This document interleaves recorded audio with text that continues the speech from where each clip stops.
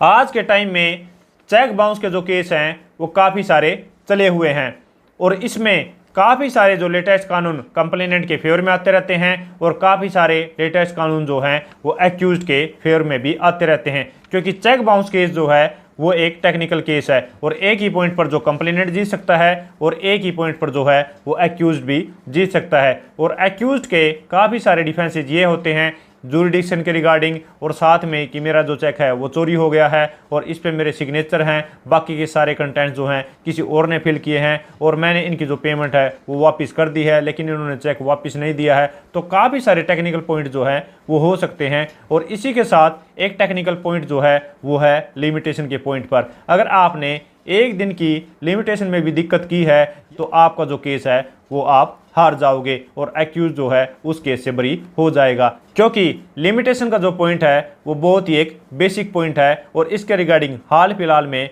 Honourable supreme court की तरफ से एक लेटेस्ट कानून आया है। सो फ्रेंड्स, जानेंगे आज की इस वीडियो में क्या वो लेटेस्ट कानून है जो कि लिमिटेशन के पॉइंट पर आया है। सो फ्रेंड्स, मैं हूं एडवोकेट मोहित और आप देख रहे हैं हमारा चैनल मोहित सिंह रूवल। अगर आपने ये चैनल अभी तक सब्सक्राइब नहीं किया तो चैनल को सब्सक्राइब कर लीजिए, क्योंकि चेक से रिलेटेड बहुत ही बढ़िया कंटेंट इस चैनल पे आने वाला है। सो फ्रेंड्स, बिना किसी देरी के चलिए वीडियो शुरू करते हैं।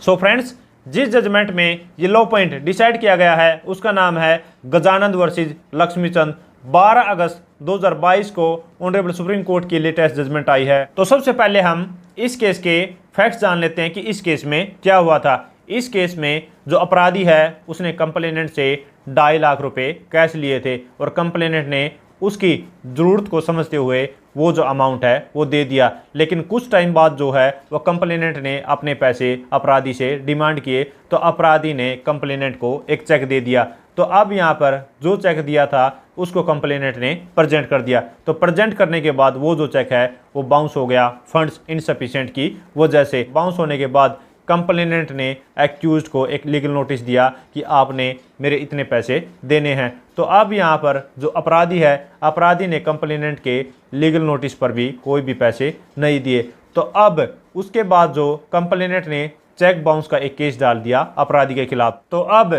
चेक बाउंस के केस में जो अपराधी पेश हुआ और ट्रायल कोर्ट ने अपराधी को बरी कर दिया और बरी होने के बाद जो कंप्लेनेंट ने उस ऑर्डर से एग्रीव्ड होकर अपील फाइल की ऑनरेबल हाई कोर्ट में। ऑनरेबल हाई कोर्ट ने जो अपराधी को कन्विक्ट कर दिया, सजा सुना दी। तो अब यहाँ पर उस ऑर्डर से एग्रीव्ड होकर अपराधी ने फाइनली अपील फाइल की ऑनरेबल सुप्रीम कोर्ट में। ऑनरेबल सुप्रीम कोर्ट में अपराधी को बरी कर दिया गया और जो ऑनरेबल हाई कोर्ट का ऑर्डर था उसको सेट असाइड कर दिया। तो इससे पहले हम ये जाने कि किस ग्राउंड पर उस अपराधी को वहां पर बरी कर दिया गया, तो उससे पहले हम लिमिटेशन को जान लेते हैं कि चेक बाउंस केस की लिमिटेशन जो है वो किस हिसाब से होती है। तो मैं आपको एक एक पॉइंट के हिसाब से बता देता हूं कि अगर अपराधी ने किसी भी कंप्लेनेंट को अगर चेक दिया है तो वो जो चेक है वो सिर्फ 3 मंथ्स के लिए वैलिड है। जो भी उसमें डेट मेंशन की गई है तो डेट डालने के बाद वो जो चेक है वो 3 महीने के अंदर अंदर लगाया जा सकता है, लेकिन मैं आपको एडवाइस करूंगा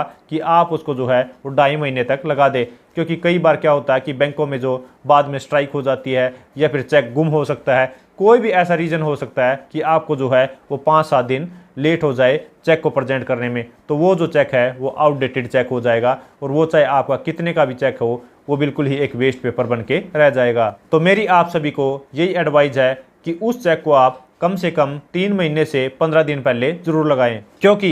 चेक को प्रेजेंट करना 3 महीने के अंदर अंदर एक मैंडेटरी प्रोविज़न है। और अब मैं आपको नेक्स्ट स्टेप बता देता हूं कि अगर कोई भी चेक बैंक में प्रेजेंट किया गया है और अगर वो चेक जो है वो बाउंस हो जाता है, तो जब भी वो बाउंस हुआ है, जब भी डिसऑर्डरिंग मेमो पर उसकी डेट लिखी हुई है तो उस डेट से आपको 30 दिन के अंदर अंदर एक्यूज्ड को लीगल नोटिस देना होता है और ये भी एक मैंडेटरी प्रोविज़न है। तो इसके रिगार्डिंग भी मैं आपको एडवाइस करूंगा कि आप जो है वो लीगल नोटिस 15 दिन के अंदर या फिर 20 दिन के अंदर या फिर 25 दिन के अंदर जो है वो दे सकते हैं और आपको देना भी चाहिए, क्योंकि हो सकता है कि आपका जो चेक है वो 2-3 दिन के लिए बाद में मिसप्लेस हो जाए। तो उस सिचुएशन में अगर आपके दिन 30 दिन से ऊपर हो जाते हैं तो भी जो आपका चेक है वो बिल्कुल ही वेस्ट हो जाएगा। और अब जो नेक्स्ट स्टेप है वो ये है कि अगर आपने एक्यूज्ड को लीगल नोटिस जो है वो दे दिया है तो लीगल नोटिस देने के बाद आपको कम से कम 15 दिन जो है वो वेट करना होता है।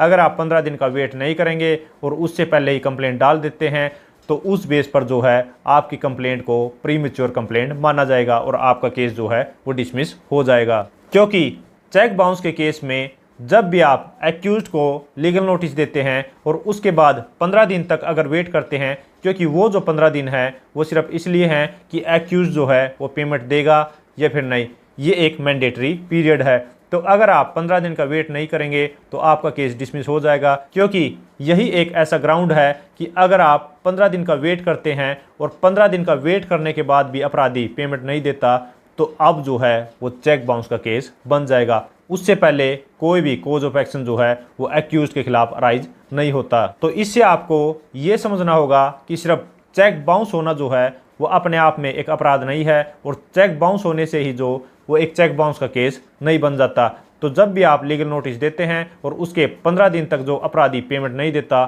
तो तब जाके जो है चेक बाउंस का ऑफेंस बनता है। तो यहाँ पर इस केस में भी यही हुआ था कि कंप्लेनेंट ने जो है अपराधी को एक लीगल नोटिस दे दिया और लीगल नोटिस को देने के बाद सिर्फ 14 डेज के अंदर अंदर अपना चेक बाउंस का केस डाल दिया। तो यहाँ पर उसके केस को डिसमिस कर दिया गया और अपराधी को बरी कर दिया, क्योंकि यहाँ पर कंप्लेनेंट ने 8/11/2005 को लीगल नोटिस दिया था अपराधी को और 22/11/2005 को उसने चेक बाउंस का केस डाल दिया। तो यहाँ पर कंप्लेनेंट ने सिर्फ एक दिन पहले जो है वो केस डाल दिया और उस बेस पर उसके कंप्लीट केस को डिसमिस कर दिया गया और ये कहा गया कि ये जो केस है ये एक प्रीमेच्योर केस है, प्रीमेच्योर कंप्लेंट है। तो यहाँ पर जो एक्यूज्ड को बरी किया जाता है। सो फ्रेंड्स, आशा करता हूँ कि आप लोगों को समझ आ गया होगा कि चेक बाउंस के केस में जो लिमिटेशन एक टेक्निकल पॉइंट है वो बहुत ही मैंडेटरी है, बहुत ही नेसेसरी है आप लोगों को समझना कि अगर आप लिमिटेशन के अकॉर्डिंग चेक बाउंस का केस नहीं डालते